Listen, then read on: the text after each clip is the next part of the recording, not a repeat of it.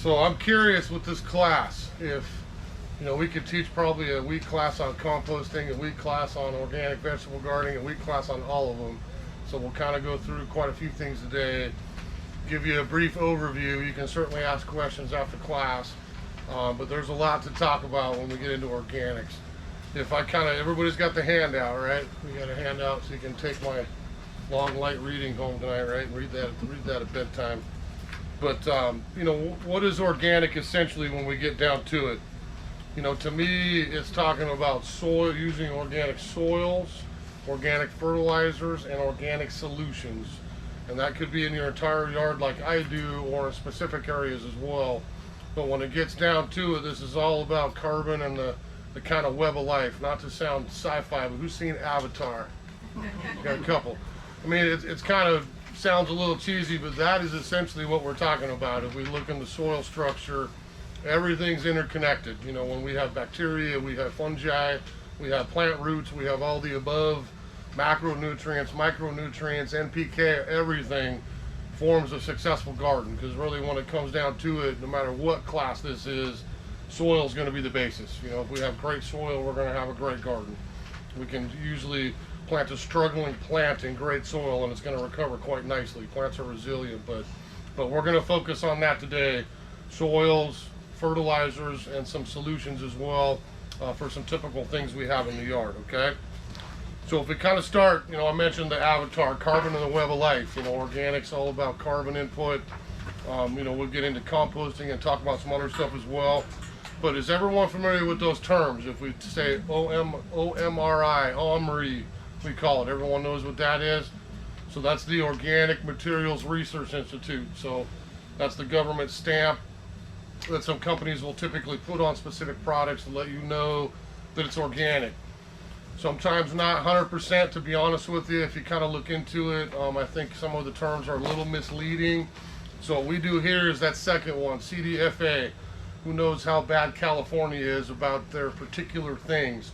That's California Department of Food and Ag. So I can tell you, companies like EB Stone that we deal most of our products with, that is 100% traced from the input side. So that doesn't mean there's no chance of anything ever getting in there that doesn't belong. So that to me is the upper echelon of organics. I put the term natural in quotation marks because I think sometimes those terms are a little bit interchangeable. For me, I'm a natural gardener, organic gardener, whatever you want to call it. But natural, I guess long story short, some companies aren't going to choose to pay the government, their state, all these entities to have a stamp on their package. I can look online, look up something like neem oil or spinosad, a number of different products, totally organic in all forms, period, but does Bonide, our family supplier of our pharmacy products, have OMRI on their label? No. They call it natural because they don't feel like paying every state in the country and the government to have a stamp put on the bottle. So to me, with a lot of this, yes, organic soils are all labeled, all the fertilizers labeled. When we get into the pharmacy products, look for natural, and I'll show you an easy way to kind of find that in our store if you want to stick with the natural stuff. To me, this class is all about that, using organic soil, organic fertilizer, organic solutions as best you can in the yard and not going the synthetic route. Sometimes maybe a little bit more time on some of this as far as spraying and things, but you'll do the right thing and protect the garden. Now, if we kind of start with that CDFA, that label, that again traces all the way back to the input source. So this is the state of California following EB Stone. Every single little ingredient they get, where does it go, where does it get packaged, how is it used? That's a specific company I know because I've been down there. They are 100% wind powered, which I think is a bonus as well. So they literally produce energy, not consume anything, period. So that to me is the top of the line. I think they got excellent products. But that's the label you're going to see on their specific things. They are based out of Northern California. They package as well in Oregon. It's a great Northwest company, but that to me is the top of the totem pole. Now, if we look at our soil, I think sometimes we get into talking about bugs and microbes and all kinds of things. We don't want to turn this into a microbiology class, but sometimes people don't see, I think, the benefit of a well-balanced soil. And when we look at our structure, I'd probably lose the mole, to be honest with you, but we'll leave it at that. You know, we have bacteria, we have fungi, we have mycorrhizae, we have all these things that blend together in our soils to get that plant successful. I've kind of joked for years, if we put a new shrub in today in our landscape and we had some magical underground camera that we could watch the root development, I think you would be shocked how fast and how big it gets very quickly if we have all these organic microbes in our soil. We can feed, you know, our plant till we're blue in the face, and if I don't have the bacteria, the fungi, the rest of those organic goodies in there to break that fertilizer down, it does zero good. You know, I have to have that well-balanced soil to make all this successful, okay? Now the ground maintenance crew, I mean, that's, you know, composting, like I said, we can talk a little after class if you want. I do a little bit at my house. Who in here composts a little bit? Got a few. There's a lot of different ways to do it. The biggest thing, if you remember, is that ratio. That's the most important thing. I think people sometimes don't throw enough brown in, they throw too much green in, you're gonna get slime, you're not gonna get good composting soil. So there's ways to help that out by choosing your input materials, and adding some compost maker will help speed that up. But we gotta turn it, we gotta get to a temperature, get a thermometer. I mean, there's a lot of other things if you really wanna do it right. Is it a massive pile that you get the tractor and turn over? If you got the space, great. You know, now we're kind of Cedar Grove and some of the other companies around here who do that for us. You know, for me, I got a small kind of cool one I found in Europe, sits and spins on a stand. It's like a big bowling ball that I can turn all the time and roll around and add some water if I need, and all the above. So that kind of device is probably up to you, but compost to me is everything. I mean, if we talk about any phase of gardening whatsoever, from our lawn to the vegetable garden to planting things, you will never ever lose by adding more compost. Mycorrhizae is that magic. Is everyone kind of familiar with that term these days? You know, probably a decade ago it was a little kind of, what is that? But that is the fungi that helps our root system. That's what bonds to everything. That's your avatar, you know, if we want to think sci-fi for a minute. Every fertilizer we carry has endo and ecto mycorrhizae in it, all the things you would need. And a company like E.B. Stone is going to blend specific things for rose and flower, rhododendrons. Some plants don't care about mycorrhizae and it does them no good. There's a lot of other things that it really matters to. But you're never going to go wrong with adding organic, and all that's going to have that mycorrhizae involved in it as well. You can kind of see from the picture there the amount of white root system, and again that attaches the mycorrhizae, the fungus, to the bacteria, and it just keeps going and going. And sooner or later in our garden, all these webs are interchanged and plants are allowed to kind of share things with the soil, with each other, as we create the organic garden. Now, this is kind of a funny town. I live in Everett in a little neighborhood, Glacier View, or kind of by Claremont, if you know Everett. You know, when I bought my place 20 years ago almost now, I thought, man, they should have called this place Glacial Till Neighborhood. And rock, you know, just rock and crappy soil and all the rest of the above. And it's a huge difference now. It took a few years to get it done, but I've got a huge difference in my soil structure. Marysville is a very strange place. I think half of you end up with sand and half of you end up with hardpan, you know, kind of on the clay side. And it's really hard to kind of say, okay, we got to fix both of those, but we really do. And again, it goes back to that compost. It really helps with both extremes. If I have sandy soil, I get compost in there, I'm going to retain a little bit more moisture. I'm going to build some structure, add some life. There's no life in sand. I mean, when it comes down to it, we're not going to find these beneficial things in extremely sandy soil. The clay is the same way on the opposite end. If I add clay, as that gets in there and mixes with it and we break it up and rototill and dig and fork and all the rest of it, that's going to create fissures, get us better drainage, and again improve that soil quality as we move forward. There are certain plants that are going to love sandy soils, others that aren't. The same with clay. You've probably found out in gardens there's not a lot of things that are going to grow with strictly clay. We're very limited to choice. But if we can add that, berm up, mix that together, we can improve our soil structure organically and get some more plant choices in there. You know, that's our main compost right there. You know, if I was to track our soil sales here, makes me smile and happy every year how much compost we sell. We sell a lot of bales, a lot of bags.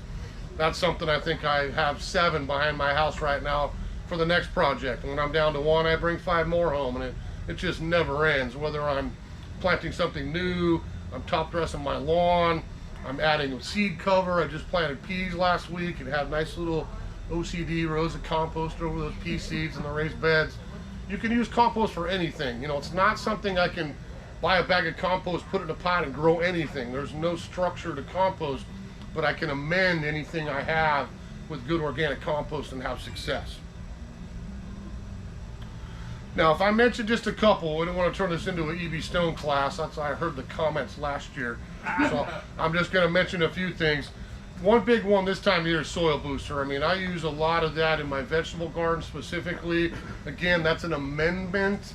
It's not a replacement for soil, but if I'm trying to re-energize a raised bed, a vegetable plot, yes, I can go buy chicken, I can go buy steer compost, or get something like this where E.B. Stone has blended about 20% aged chicken manure with 80% compost. You got everything you need in the bag there. If I go to my bed, I just did last week, and top dress a couple inches of that over the entire bed, turn it over once, mix it together, boom, I'm ready to go for another season.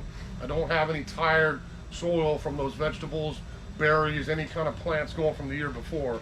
So that's an excellent one, I think, for spring. Not something we're going to use as mulch, not something we're going to use for a lot of things, but specifically the vegetable garden, flower garden certainly would be a benefit as well, to add a little compost and the manure. Now that's the thing I think somebody's been in my class for a few years is we sell a lot of earthworm castings these days, and that sounds funny. Why would I buy earthworm poop, right? So that is one of those miracle ingredients I think in nature. If you really look at what's in earthworm castings, that's got everything from trace minerals to nutrients to this to that, everything. If I've got tired soil, I use that on almost anything. We don't need a lot. That's an expensive, heavy bag. We just need a little sprinkle. I'm not taking a half a bag and planting it around my new rhododendron. That's just wasting it. But if we could spread that out, it goes a long way. That's another one I think is an excellent choice for organic gardeners, rejuvenating your vegetable, adding a little bit with new plants as you put it in. That's something to keep around. It's really funny when you grab it because it's really heavy. And I know me, I got a lot of worms in my lawn, so I could almost go and scalp those little hills right now, and I'd probably get a little castings for free. But that's something, again, I always have at my place to use for all these organic gardening purposes.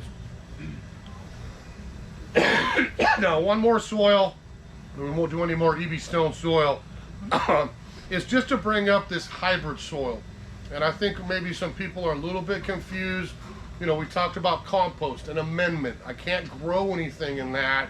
I can add it to something else, mix it together, and improve any soil, right? If I buy these hybrid type organic soils, I can do the same thing as an amendment, or I can use this as a potting mix. So if I'm doing, like I have some blueberries in pots, doing vegetable gardening in pots, I grow my tomatoes in pots, all that stuff. I can buy these hybrid soils that are 100% organic. It's got all the little goodies mixed in there for me that'll keep my plants happy, and I'm going to be built in for success. If I look at that acid mix, they finally got the picture of the blueberry on there. That's perfect for rhodies, azaleas, blueberries, anything that loves acidity. They've already done all the work and mixed all those little simple organics together for me so that I've got happy plants in the containers. Mulch, you know, that's a great word there. Is it a noun or is it a verb? I bought some mulch, but I'm mulching my yard with mulch, right? You can probably do either way. But mulch is one of those things, you know, we could be talking about mulch in probably 20 different classes a year, from conserving water to helping our soil to cutting down weeds like tomorrow's class. You know, mulch is a great way to go, whether you use the compost, you use pine, there's a lot of things. I just scraped off about 10 inches of leaf mulch that I put on my raised vegetable beds in the winter, turned out all over in the soil, and off we go for another season. There's a lot of forms of mulch to do, and you would need to pick which one's right for your garden. I don't even mind bark. I'm not a huge bark guy. I don't use a lot of that in my yard. I'd use some chips on pathways and things. And bark's not the end of the world, but just keep in mind, if you choose to use a good organic type bark for your mulch in your beds, whatever the purpose is, add some extra food with it. That's the one thing that always worries me. People that pile down bark are doing their soil a favor long term, but in the short term, as that wood rots, it's taken all the nitrogen out of the surface soil, and a lot of people come back with yellowy plants, light green plants, off-color plants, because they're lacking nitrogen. So sometimes I'll throw a little bit of organic lawn food is a great thing to do. Like if I'm going to mulch a whole flower bed with a good 3-4 inches of bark, sweet, get an organic lawn food bag and spread that over the entire garden, then put that bark mulch on top of that. We've done it organically, and now that fertilizer will help that bark degrade and turn into compost for down the road, but I'm not going to have the yellowing plants that way. You know, this is one I struggle with because I'm the OCD guy. So leaf mulch is great. You know, I'm not going to say pick up every leaf in your yard like I probably just did again about 2 weeks ago. And I turn some over into vegetable. I don't waste them all. But, you know, leaving a little bit of that debris from our fall is, again, if we do something with it and turn it over, use it for a purpose like I do in my vegetable garden areas, you know, I can turn that into, again, just a good organic mulch that's going to help out of the soil, improve the structure a little bit, and give me a nicer garden down the road. You know, I tend to try in the fall to just pick up the debris around things that I know I don't want it around, stuff where slugs can hang out, you know, slug eggs, perennials that I want to make sure have a little clean area that I don't have the slugs there to start the next year. There's certain things I will. Eventually I probably always end up in picking them all up, but that's a different story. Last one here is raised bed mix. So if you're going to do vegetables and pots, this is the same thing I use in my house. You know, whether you're building your beds up, adding some fresh, that's the superior soil for all vegetable gardens, if you ask me. You know, if I wanted something I can plant right into, that's what I'm going to choose to use as an organic soil to grow my tomato in a pot, or grow anything in a container, especially edible things, in lieu of regular potting soil. So that's going to give me the extra goodies in there. Now, if we talk fertilizer, does everyone kind of know NPK? You know, we kind of go nitrogen is N. That's if we look at any fertilizer, we're always going to have those 3 numbers on there. NPK. You know, N we say is kind of up. You know, the P is down and the K is all around. That may be a little saying you can kind of remember some of that fertilizer. But nitrogen is going to give me growth, green, healthy foliage. It's not going to do much else, but that's an important part of fertilizer. But that's what nitrogen does. If I have off color, I add organic nitrogen, I'm going to improve my leaf color. I'm going to have healthy dark foliage again if something's yellowing. The phosphorus is, to me, vegetables, bud and bloom, or flowers, rose fertilizer, we can go on and on. That's going to kind of help me and the root system as well. So phosphorus is an important part. We don't need a lot of it. We don't need it in our lawn, which we'll talk about in a minute. But certainly for a well-balanced fertilizer, a little bit of phosphorus is always going to help us. Potassium, the K, the last one there, again, kind of all around, from stem health, helps with the bud and bloom a little bit, certainly the root system, but it kind of gets everything in one. So you'll see a lot of organic fertilizers, you know, 733, you know, 654. They're not huge numbers. We don't need to pump on, you know, synthetic 20-20-20 on everything. You know, and maybe our flowers and our baskets if that's what you're going to do, but we don't have to use that much, especially with phosphorus. Like I said, in the lawns, we don't need that much. I don't have one. You know, it's plenty to go for the phosphorus, and that's what's leaching into the stream, the river, the lake. We get the algae blooms, you know, it goes on and on. So using a low phosphorus fertilizer is ideal, except again, the vegetable garden or flowers, some specific things like that. But if you kind of think of that NPK, you know, again, up, down, and all around, that's kind of an easy way, I think, to get people to remember, like, wow, what do I need? Just some nitrogen, fine. Everything else is happy, we don't need much else. So we can pick our right fertilizer that way. Now, if we look at organic fertilizer versus synthetic, and this is something I probably got into 20 years ago, kind of looking at, well, I don't know, do I really want to go organic? They just work better, to be honest with you, especially in our climate with the amount of rain we get. There's so much leaching through the soil if we go through fall, winter, springtime. And if we use synthetics, you know, that's what we'll call it crack. That's the liquid crack for our hanging basket, our annuals and our pots, you know, a lot of things. I'm going to see probably a quick instant gratification, but I'm going to have no longevity. I water, it's gone, and I got to put it on again and again and again. If we go organic, that's going to tend to bind the soil. It's not going to wash through. It's going to last you a lot longer. It takes a little bit of time to break down, So that's why we feed probably earlier than we do with the synthetic. I'm trying to be out this time of year all over the yard, 1st of March, mid-March, early April, get the shrubs, the rhodies, all that stuff fed. The rain's gonna get it into the root system for us. Now it's ready to go. As these plants are waking up in spring, we can go back and do a second dose if we need to in early summer to help with that summer growth and have a happy plant going into next year. You shouldn't have to probably feed most common things in your yard with organic food more than 2, maybe 3 times a year at the most.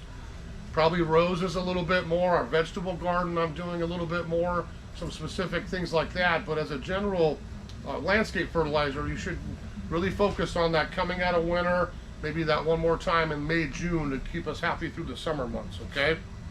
So look at organics. I think if you haven't tried them with all fertilizers, they'd be very useful for you in the garden. Now, I have a rainbow up here. I brought like, what, 6 of them out of 10 or 12 we carry. Do I have that rainbow in my garage? I probably have more right now than I ever have. I think I have 5 of those in my little fertilizer bin on the shelf. Do I need to buy 1 of every bag? No, I'm not going to tell you that. If you want to help out the retailer, sure, take 1 of each. But the point is, get what you need. Rhododendron food covers 99% of every landscape around here, from blueberry to anything acid-loving, conifers, on and on and on. That's a great food to have in. Rose and flower I always have for anything blooming, perennials. I use that in my pots, my baskets, window boxes, all that stuff as I plant. I think Ultra Bloom is one most people don't use enough of. That's the opposite of everything else out here. This is just for flower. So when I plant dahlias here in a couple weeks, that goes in with all of them. Hanging baskets, containers, a mixture of those two gets me a really good base organically as we go through the season. Then I can go back and keep reapplying those as needed, maybe once every 4 or 6 weeks as we go through the flower season. And I'm going to have as much bloom as I will by pumping on, Crack, Miracle Grow, or anything else. Now, am I saying you never should use any of that stuff? That's up to you. We carry Grow here, which is kind of the line between organic and synthetic. It's got kind of both in it. So maybe for the flower boxes and stuff, you want a little extra crack mixed in with that organic goodies. So we get Grow. We get a little bit of hybrid. And I do use some of that just on the flowers, not on vegetables, not on edibles, none of that stuff, but just on the flowers a little bit, okay? Tree shrub is a great little higher nitrogen. If I'm trying to feed a conifer, the one thing I have a bag of that for the first time in a while, because I fed all my Japanese maples here about a month ago. That's what I use on lace leaves and upright maples for a little extra nitrogen. I don't need much else but that, just so we have a nice healthy push of growth. The biggest difference in these is going to be the vegetable food. Don't use anything but that in your vegetable garden. That is really formulated specifically for vegetables. It's really high in calcium is the key, because calcium is going to help build me a little bit more flavor. Disease resistance is huge, especially with tomatoes. That calcium is really going to help you with that as well. But I got all the extra goodies in there, plus a little bit more for that specific tomato vegetable food. Then make sure we get that for our edible areas, okay? Now the lawn food, we just did at the lawn class a few weeks ago. I think that's still the superior lawn food on the market. If you haven't tried organic lawn food, give it a try. You only have to do it 2-3 times a year. If you're at my lawn class, you saw the picture of what got fed and what didn't. It's like night and day coming out of winter. It's driving me crazy, and that's what I'm doing next weekend. It's fixing my half brown, yellow, half green lawn, because I ran an experiment here this winter. So fall is probably the ultimate time to feed. Doesn't mean we don't do it in spring, maybe once in early summer, but fall would be the hugest change. If you sprinkle an organic lawn food out, you're really going to see a difference that next winter, spring, as we wake back up. It's going to be a lot nicer color and a lot better condition. The biggest thing, I think, is how it's processed. We want to be easy. I grab my bucket and my glove and I sprinkle it out by hand still. I kind of like talking to my grass. You use a spreader. This is perfectly for spreaders. I see a lot of organic lawn foods that get powdery. They don't come out very even. They're real dusty, kind of stink a little bit. When I swapped from fish-based about 10 years ago, my wife said, thank you very much, because the chicken doesn't smell as bad. She would come home from teaching school and be like, Okay, you fed the lawn today, didn't you? Because, man, it stinks out here. And it goes away in a day. Rains a little bit. But that essentially is the choice. You know, EB goes more chicken-based for fertilizer. There's other companies that do fish. I don't really have a problem with each, but I would say the chicken probably lasts a little bit longer. I think if you look up online, you'll see some test results to confirm that. The fish maybe acts a little quicker, like a week or two quicker. And either one's great as organic options, but I think this one's going to last the longest if we go for the lawn food. Again, the biggest thing with the fertilizers, that's a picture of their Sure Start, but all the stuff we talked about, it's the mycorrhizae. I mean, you're getting energy for your soil, all the little things that you need to add to get that fertilizer to break down and get used organically by our plants is right there in a bag, ready to go. We don't have to sit and mix anything together or play yard scientist. You've got all you need ready to go there for the season. The last one there is macronutrients. A lot of people bring in samples. You know, we can fix it with a nitrogen, or maybe we need a little more phosphorus because it's not blooming. Those simple elements aren't the end of our fertilizer. There's lots of other little goodies in there. I think alfalfa meal, there's a few other little simple amendments that add some extra. Sometimes we're missing something in the soil. You know, selenium, we don't need a lot of any of it, but if I don't have magnesium or selenium or different elements in my dirt, we can do a soil test to confirm that. Again, everything's going to be off whack a little bit. We're not going to be growing to our potential. So maybe something like alfalfa meal might be a consideration. It's huge with roses. If you don't use that on your roses, again, they put some of that in that blend for you, but I would supplement with a little extra organic alfalfa meal. Not the pellets. We buy at the feed store. It's a little different. I tried that once and it didn't work out so well.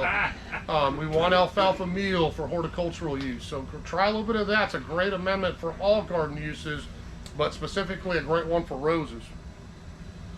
Now, if we talk about another company here, Espoma. That's a company back east. We're getting a little bit more stuff in from them every year. It's another great family company, been around 100 years, kind of thing. You'll see the soils here at the bottom. Now, this is our 75th anniversary here at Sunnyside this year. Happy Sunnyside, that's a long time. Been here a long time. So we're trying to do some extra special kind of discounts this year, and you get the first crack at this one. You want to take Espoma soils home today. There's a great compost. Land and Sea is probably the most asked for product here these days. It's a mix of forest humus and the crab meal, the lobster meal, all the connoisseur stuff from all over the country. They've got great potting soil. All these mixes here, you got half price. And that does never happen on soil. So if you want to load up, I think I had a lady yesterday that took 40 bags of the Land and Sea compost, because that's a great purchase. Again, nothing wrong with EB. Espoma is just as good, but that's kind of a little bonus thing for the class today. You got half price on all those soils if you want to take advantage of that, okay? Down to earth, let me do the other thing with the Espoma. Can you see the bright bottles here? Look at that, they make them nice and color coded. We got lime green, red, and purple. So that's your liquid organics, and that's probably new to me, you know, the last few years, where it was always a granular thing. We couldn't dissolve the organics in water quite as much. If I open this up, it probably smells like a molasses cookie a little bit, kind of sugary.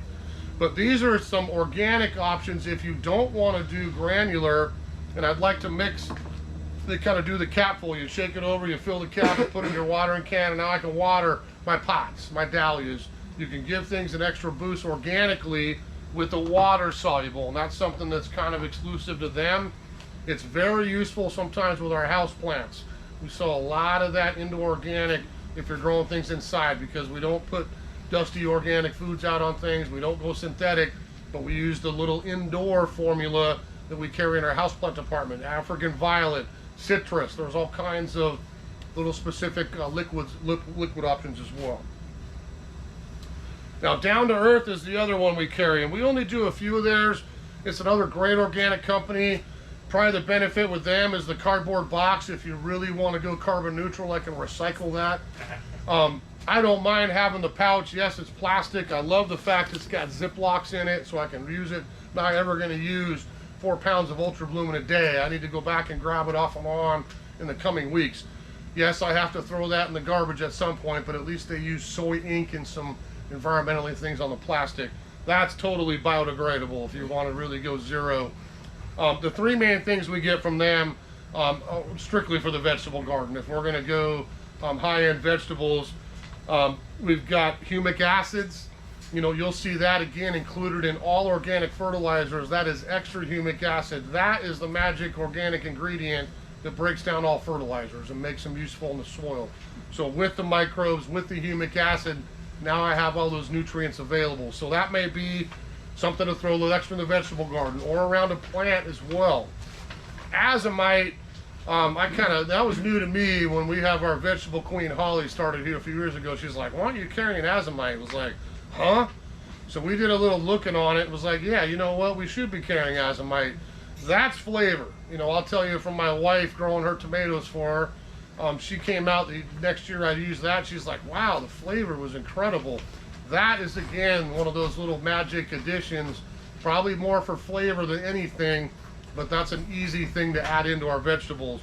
The last one is oyster shell lime. If I don't want to use dolomite lime, and again, I want to stay strictly natural with sea creatures, I can get that crushed oyster shell lime as a pH adjuster for, again, my specific vegetable garden. That would be an easy addition as well, okay? We also, I didn't bring it in, but if you're vegan and we don't do chicken or fish, that's the one company that has a vegan organic vegetable food. So we have that in the store as well if you don't want chicken or fish as part of that base product, okay? Now with edibles, you know, we could try, you know, I hope everybody tries to go organic across their whole landscape, but specifically with the edible gardens, we really need to be careful what you don't want to eat. You don't want to eat a lot of synthetic foods. We don't want to use chemicals when we're spraying. So specifically with that area, first, if we look at what our options are as far as organics. Now, again, it's kind of the same thing as we talked about with the foods and the input source and all the rest of it. You know, there's very little organic vegetable growers. We got one big one we use a lot, but I can tell you all of our vegetable starts are grown organically. They may not have a stamp on them.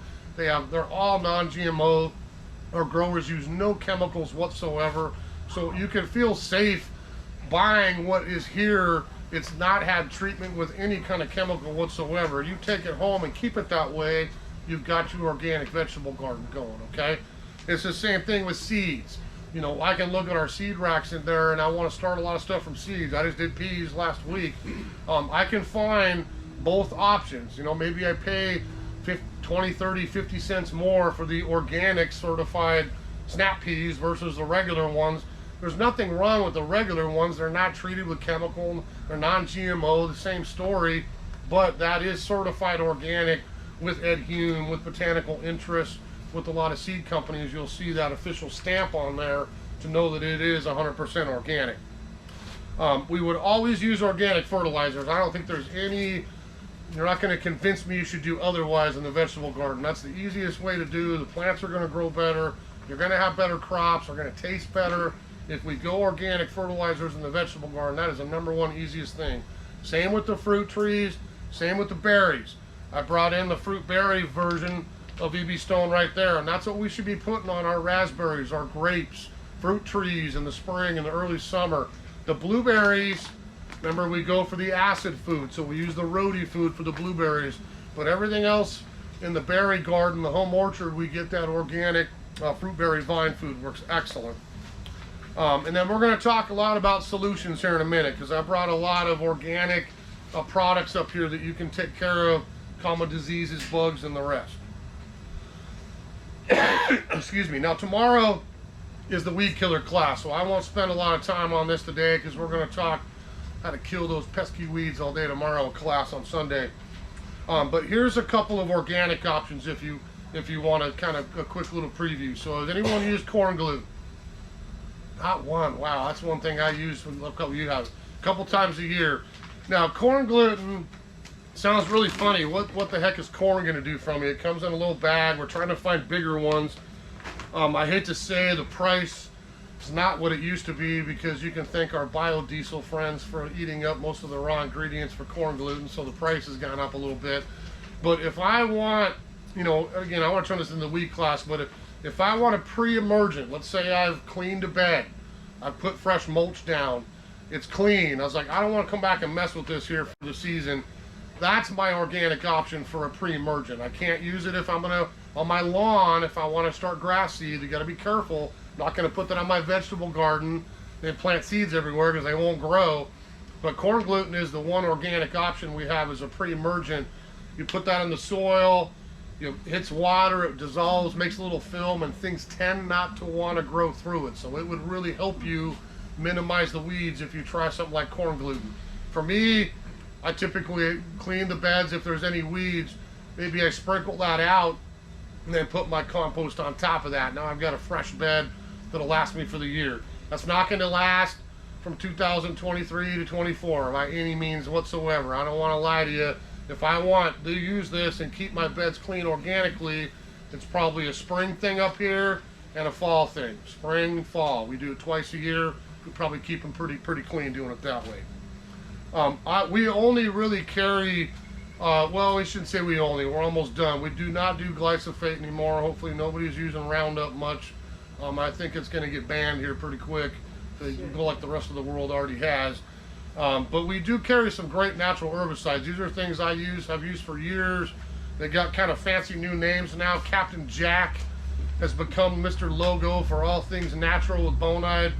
So it's a little confusing because we have Captain Jack's Dead Bug Brew and Dead Weed Brew and Lawn Weed Brew and too many things with Captain Jack, I think, these days. But they're all very useful. The Dead Weed Brew is something I would take home and use in my landscape, my vegetable garden. I get it on foliage, you're going to kill it. So don't get it on your vegetable seedlings. That's a post-emergent killer. But my driveway, my cracks, my gravel parking spot, I use this all over the place. It smells like clove oil. I like the smell of it. My wife was like, oh, that's kind of, it's going really quick. But it smells herby, like it's basically clove oil, citric acid, a lot of these natural things that will burn those weeds without adding chemical. So that's my choice for like glyphosate. I want something I can go out and kill a grass or a weed. I'm going to use that for a spray. Is it going to kill horsetail? No. Is it going to kill your ivy? Probably not. Is it going to kill the blueberry? Maybe after, or the blackberry, maybe after a few sprays it's going to knock it down. It's not 100% for all of it. The one thing it doesn't do for me is clover. I hate to say that one. I have to get the screwdriver out and pop it out if I find it. But most common weeds, especially this early stuff, the pop weeds, the dandelions, all that stuff, and grasses, you'll get 100% death. It works very quick. I think I did it late last summer again. Like in an hour, I walked out and was like, holy smokes, that was quick. They were already brown and shriveled and disappeared. So, I mean, it does work very well. Lawn Weed Brew is the one I can use on my grass. So I go spot spray with the iron-based weed killer. This doesn't hurt my lawn, but it kills everything else but grass. So that's not going to work in my driveway because I would be left with all the little grassy weeds, but it would kill those broadleaf things in the lawn without damaging my turf, okay? You know, for me, I hate to say, consider a good tool. You know, there's something gratifying about going around and pulling some weeds here and there once in a while too. Do we want to do it every day? Probably not, and that's why maybe some of these organic options will minimize it. Then we can go supplement with a little manpower, a little labor, and we can pull the last few kind of thing and get those out of there. Mulch is always going to help, you know, with, again, no different with weeds. If I clean an area, mulch it. You'll really keep it clean for the next season. Weed fabric, newspaper, burlap. I can come up with all kinds of stuff. If you were going to start an area over, you could layer something on there to block the sun, still let some moisture go out. We never use plastic. It's going to kill your soil. But if we get a covering on there, that would be another organic option to kind of smother the existing weeds. We could pull that off, then go back, improve the soil, and plant our new garden kind of thing. Okay? There's all kinds of stuff online. I always do this before the class. I jump on the internet and say, okay, what's the dude in Pennsylvania talking about, and the lady in Florida, and all over the country. And some of them are like, okay, that'll probably work. I don't think that will do. So you can kind of discover some of those on your own, but there's all kinds of different vinegars and acetic acid and all kinds of fun stuff you can find on the internet And some of them do work great. I'll tell you, vinegar, if you buy horticultural acetic acid, that's a great blackberry killer, horsetail killer. That'll nuke just about anything, but you're probably not going to find that typically at a garden store. You would source that out online, mix it yourself. We used to have a, looked like a jar of it, not the stuff you buy. It's not the same thing as you buy in the grocery store. You got to find a little higher concentration like horticultural vinegar, but it does work very well. It stinks, but it does work very well. Moss control, that evil creature that is in everybody's yard, house, sidewalk, lawn, everywhere coming out of winter. Again, I don't have a problem if you use iron. Iron's not a poison, it's not going to hurt anything else. You got to be careful that it doesn't stain things. But if we're really going to go organic and natural solution for moss, we're going to get potassium soap. Thought I brought a bottle in here. There it is. So this is one we hook on our hose. I can spray this on my lawn, my steps, my sidewalk. See, I've had some guys use it on their RV roof. You can put it anywhere you want. It's going to kill moss, algae, and lichens. You got to be careful in plants. A lot of people come in and ask, I got an old fruit tree, I don't like the lichens growing on the tree. Well, they're going to come back because we're Washington, but if I was going to try to kill those off of there, only in the winter, never with leaves on, that's something I could spray on a deciduous tree, a shrub, something else, not hurt it, but kill the mosses and stuff that are growing on there. But that would be my natural choice for lawn, moss, or around the yard. Now, insects and diseases. Again, it's the same thing we talked about, kind of who certifies what. You know, Bonide is the main company we deal with. There you'll find no OMRI labels on any of them, but our things will always be shaded brown. No matter what product I find, they're going to a brown cap to even make it more noticeable. There's still some purple you can see in here. But if I see this on the label, that's always going to designate natural. Again, I think everybody's probably familiar with neem oil by now as an all-purpose spray for a lot of things. Neem oil is 100% organic, so we buy neem oil from Bonide. They're still going the organic route. So if we look at that natural term, I think if you stick with that, if it's a natural product, it necessarily doesn't have to be stamped, would still be a great solution for organics. You know, weigh your options. There's some things in the yard we all fight. They're going to be tough, you know, to do organically. You're going to have to put in a little bit extra work, maybe spray 2-3 times every 10 days to get the problem taken care of. The chemical route sometimes is easy, but especially again the vegetable edible area, you know, get the organic solution and keep up with it and you will be successful. My big thing this time of year is start out early. You know, if you bring a rose sample into me in June and say, look at it, it's covered in black spot mildew, what do I do? Well, you were kind of stuck for the year. You know, I hate to be the bearer of bad news, but if I let it get to that point, I'm going to have a really hard time with neem oil, the most natural thing, trying to cure that problem. Yes, I can keep it from getting worse, but it's not going to get any better. I'm probably going to have to go towards a chemical to correct that problem. But if I walk out now and I start knowing those things in my yard, staying ahead of the problems, now I can prevent it from getting in the first place. If I do a little neem oil on occasion here through the wet springs on a dry day, or a different product, I'm not going to have to mess with the infestation as it gets a little worse down the road. Okay? A big thing, dormant spray. You know, and this is OMRI listed, but we do carry horticultural oil. This is something I can use in the winter and the growing season. This doesn't mean the sun's out, my plant's leafed out, I have to put it away for 8 months until next winter. Read the label, and I can use this on a lot of stuff in the season too. This is a great insect cure. Any kind of the oils, the neem oils, the horticultural oil that I would have really good luck with, and again, staying organic. And the last one, again, make sure with the edibles we really try to steer towards the all organic side. Now the few things that I brought up here, we just looked at the horticultural oil, dormant season or in season use. I think that label will say don't use when it's above 90 degrees. How many days was it 90 degrees last year?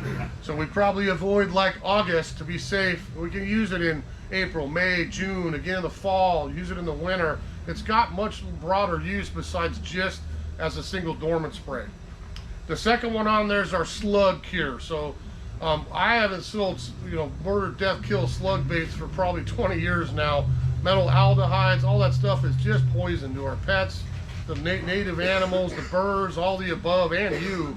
Don't get cories, don't get baits, don't get slimes. Get Sluggo. Iron phosphate is extremely effective and an easy way to take care of slugs and snails, especially, again, early. We get our susceptible plants surrounded right now. We don't let the slugs get in there. We don't lay eggs, and we win and not let it sit season after season. We all got slugs. I don't have a miracle cure for you to get rid of every slug, but that's the safe way to do it.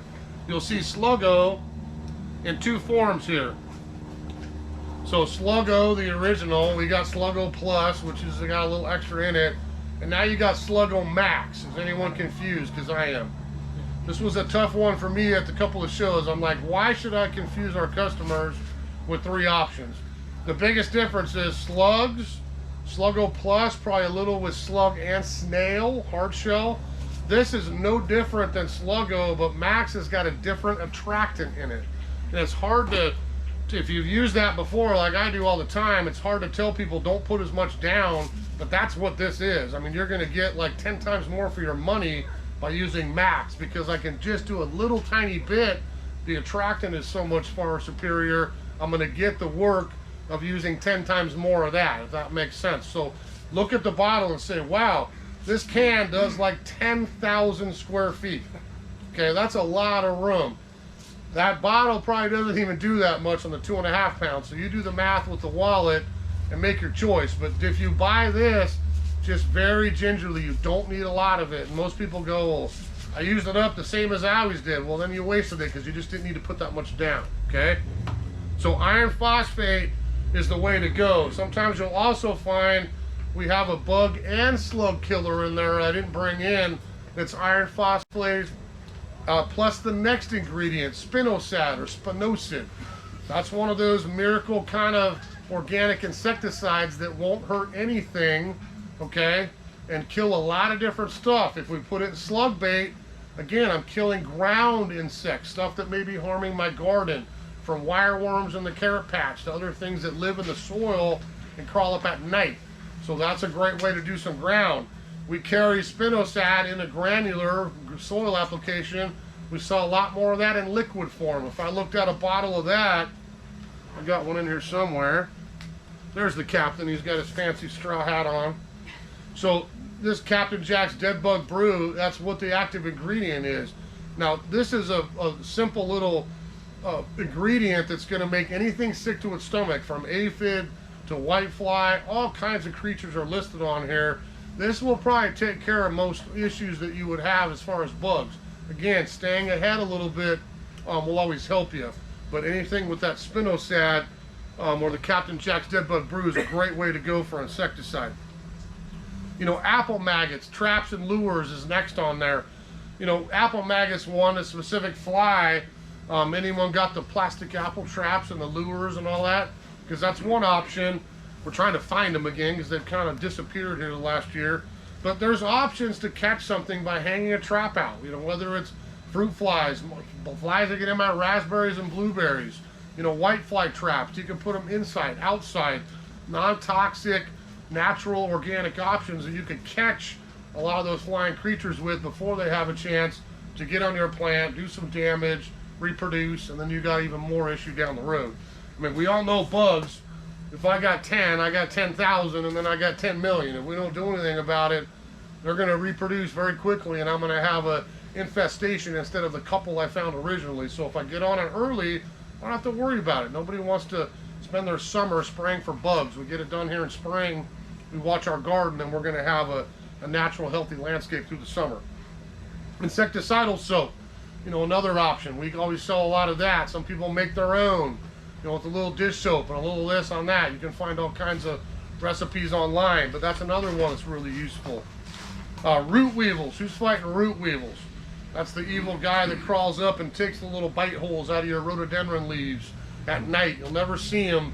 That's a tough one because, you know, 20 years ago it was go buy a murder, death, kill systemic. That was your only choice. You sprayed it, you soaked it into the leaf, you got the chemical everywhere. They came up and ate it, and then you killed them that way. Now we can do stuff like add maybe some spinosad into the soil. We can do it that way. We can take the trunk and get a little insect barrier. Now they can't crawl up at night and do their feeding. You know, there's some ways we can take care of a hard creature to kill like root weevil if we do the right thing. You'll see lots of neem oils out here, and I'm not going to talk about all of them because you'll get me confused too. But neem oil is that one thing that everybody seems to have caught hold on for indoor use, outdoor use across the entire landscape as insecticide and fungicide and miticide. That's the one that will do everything in one. Rose spray. You know, use it in the vegetable. You can use it for anything. It's not going to hurt any plants. But that's the one thing that probably does all the above in one. Now you can get neem oil. You can get Bond Neem. That's got an organic extra fungicide compound in there. It even may be more effective than neem. I now have Neem Max. You know, if you buy neem oil, it's just a tiny concentration in there. I want Neem Max because I'm going to do my whole yard day after, you know, week after week, month after month, and stay ahead of this. Sweet, buy Neem Max. That's got 70% neem oil in there. Way more concentration. That bottle is going to last you a huge amount of time, you know, as far as use, okay? The last one on there sounds like it shouldn't be organic, the biofungicide. That one always kind of makes me laugh. It sounds like almost nuclear. But this is what I use all over my landscape. So this is basically a molasses solution that builds bacteria. So this has got a bacillus strain of bacteria in solution. If I apply this on rose, vegetable, my lawn, anything in the landscape, it's not going to hurt anything. But this colonizes the foliage, and it's basically, a long story short, fungus-eating bacteria. So I'm the mildew spore. I come flying in the wind, and I land on your rose leaf. If I've got this on here, that mildew never has a chance to even get started, and I don't get powdery mildew. I don't get black spot. I don't get mildew on my cucumber, my zucchini. You know, we go on and on. It's something, you know, if you truly wanted to go the organic way in the vegetable garden or the landscape, this is something you could spray on your entire yard, you know, and really help keep disease down. You know what? Do I go out and do it once in March and walk away? No. You know, we want to keep up on this, especially up here in the wet weather through the rainy season. If I can make it till summer, I'm probably good to go. If I maybe get on a once a month schedule with this, you'd be doing your yard a huge favor with an organic option, okay? This is probably an improved version if you've seen some older stuff, like I used to do Serenade. Anyone ever seen that around? It was a little pink bottle. There's other compounds like that, but we chose this Revitalize from Bonide because, again, the concentration is much higher. I'm going to get more value for my money because it's going to last me longer versus just buying a little Windex bottle that I got to go buy, you know, 10 of every year versus just a little quart I can mix my own, okay? Now, we will have some beneficial insects in here pretty quick. Does anyone buy ladybugs? Everybody likes ladybugs, they're fun. So just a couple more weeks, we'll start to have those in. You can buy a little can of them. They're not super expensive. You take them home and release them in your yard, and your neighbors are probably happy too because they go all over the place. But we do ladybugs here. We will have nematodes as well this year. If you're not familiar with nematodes, that's something we would put in the soil. That would be our root weevil, wireworms, things that are bad and are in the soil. That's something I can add now as a soil beneficial. I was never a big nematode guy because I think we were just cold enough in the winter. I didn't want to start over every year. You know, it's like, well, sweet, they just grew all year and got to the point where they're doing me some good, and now the cold killed them all, and now I got to move on and do it again next year. But now, I think with the different strains of nematodes, a little more cold hardy, tend to be a little bit warmer here. And what they're finding is these are going down one more layer in our soil to keep themselves from freezing or getting too cold. Now we're right back up for the spring and off we go again. So that may be another beneficial to try. There's a lot of other stuff you'll read online from praying mantis are really fun. I'll probably buy a couple and my boys can have fun watching them eat each other and run around the yard and do their damage. Praying mantis, you won't get to live through the winter, so that would be a one-time-a-year thing. And lace wings is the other thing, and also predatory mites. Now, if I was a grower, those are the two things I'm going for because I got a greenhouse. I'll have an incredible population. Those two would probably take care of anything in my greenhouse. In the yard, I wouldn't think so much because, again, they're not going to live through the winter. That's a very specific thing. You'll probably be tempted if you read an article online, oh, I got to get some of those. I don't think you're going to get much action in the garden up here. I think if you're focused on the ladybugs for killing the aphids and whiteflies and simple little things that attack our plants, and then to go with the nematodes for the soil. Okay. So there's a little bit